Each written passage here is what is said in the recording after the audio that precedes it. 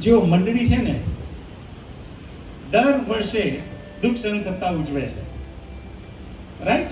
અઠવાડિયું આપણે ઉજવીએ છીએ અને એ અઠવાડિયા દરમિયાન સંદેશા કયા વિષય પર હોય છે?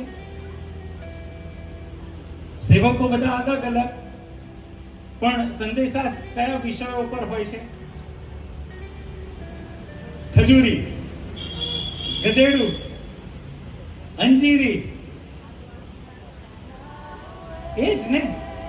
એ જે છેલ્લું અઠવાડિયું જે પ્રભુ ઈસુનું હતું પૃથ્વી પરનું, એમાં જે ઘટનાઓ બની એ જ ઘટનાઓ પર આપણે વર્ષો વર્ષ એની પર જ ઉપદેશ આપવામાં આવે છે. બીજા અર્થમાં કહીએ તો વધસ્તંભ પર પ્રભુ ઈસુએ તમારા અને મારા માટે જે કર્યું એની ઉપર જ ઉપદેશ આપવામાં આવે છે વર્ષો વર્ષ. અને એ જ આપણે સાંભળીએ છીએ.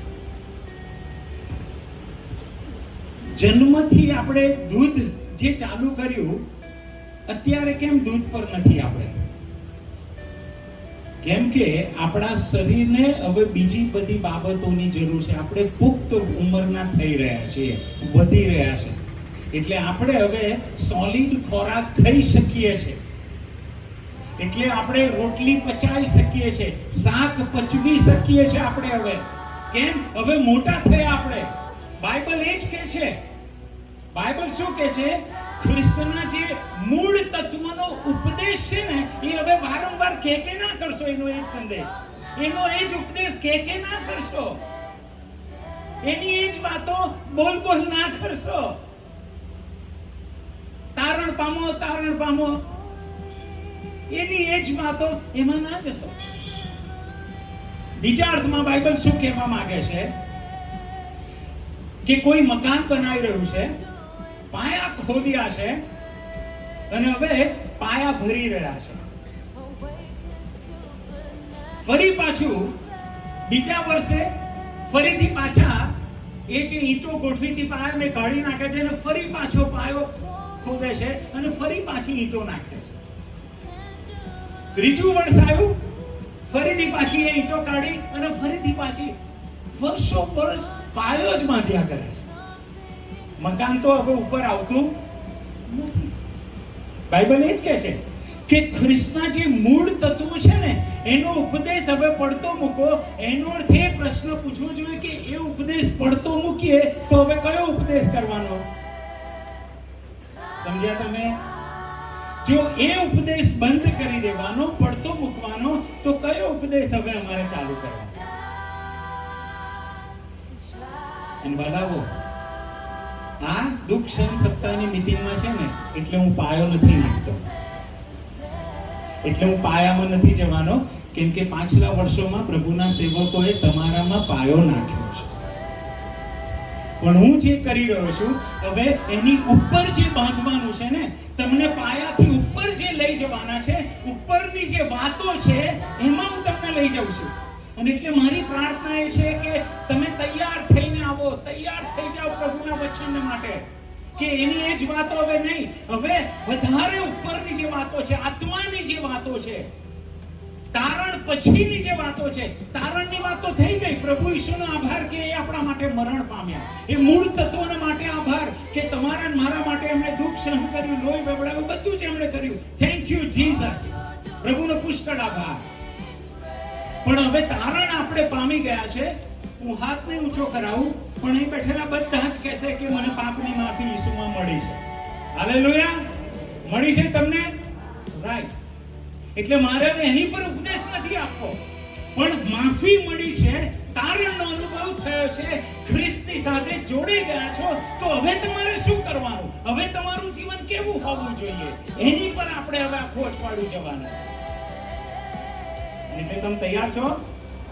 બાજુ પૂછી જો કે હવે પાયો ભૂલી જાઓ. કહી દો બાજુમાં, પાયો ભૂલી જાઓ. હવે મકાન બનાવવાનું છે. હાલેલુયા. ઉપર જવાનું છે. હવે મંડળી એ વૃદ્ધિ પામવાની છે. જન્મ લીધો ને ત્યારે જે ખોરાક ને એની જરૂર નથી, એ પડતો મૂકો ખોરાક. હવે આગળ વધો. પ્રભુનો આભાર માનો, પણ હવે આગળ વધો. વધવાની વાત છે. અને મારો આ અઠવાડિયામાં પ્રયત્ન આ રહેશે ને મારી પ્રાર્થનાઓ આ છે કે જે પ્રભુ ઈસુ પર આપણે વિશ્વાસ કર્યો છે ને એ પ્રભુ ઈસુ જીવે છે આજે. હાલેલુયા. તમે વિશ્વાસ કરો છો એ જીવે છે આજે? જોરથી કહો હા કે ના. એ જીવે છે. જો એ જીવે છે તો પૃથ્વી પર જ્યારે પ્રભુ ઈસુ જીવતા હતા ત્યારે એ લોકોને સ્પર્શ કરતા હતા, લોકો એમને સ્પર્શ કરતા હતા, એ લોકો સાથે વાત કરતા હતા, એ લોકોની વાત સાંભળતા હતા. યસ, ઈસુ જીવતા હતા એટલે તમે એમનો અનુભવ કરી શકો છો. તો એ જ ઈસુ જો આજે જીવે છે તો એ ઈસુનો અનુભવ તમને ને મને થવો જોઈએ.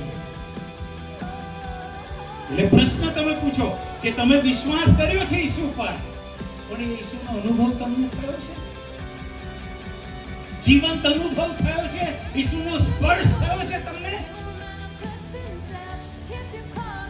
જો ના થયો તો ચિંતા ના કરતા, ગભરાશો નહીં, કેમ કે આ દિવસોમાં ઈસુ તમને સ્પર્શ આપવાના છે. અને એ મારી પ્રાર્થના છે કે ઈસુ જીવે છે તમારો ને મારો, તો એ આપણી જોડે વાત કરશે, આપણને સ્પર્શ આપશે, આપણને અનુભવ આપશે. અને એટલે આ દિવસોમાં હું તમને જ્ઞાન મારું જે છે આપવા નહીં આવ્યો, પણ મારો જે અનુભવ ઈસુ સાથેનો છે ને, ઈસુ મને જે અનુભવ આપી રહ્યા છે એ અનુભવ હું તમને આપવાનો છું. એનાથી વિશેષ મારી પાસે કશું નથી.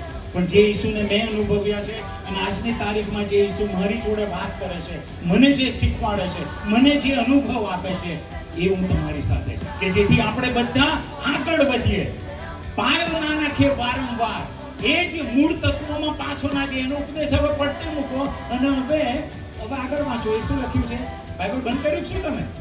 હા, ખુલ્લું રાખજો. યસ, આપણે સંપૂર્ણતા સુધી આગળ વધીએ. હા, પેલો ઉપદેશ પડતો મૂકો અને સંપૂર્ણતા તરફ આગળ વધીએ. બાજુ બેઠા છે એમને કહો, સંપૂર્ણતા તરફ આગળ વધવાનું છે. Right, hallelujah. સંપૂર્ણતા તરફ આગળ વધવાનું છે. ઈસુની આ ઈચ્છા છે.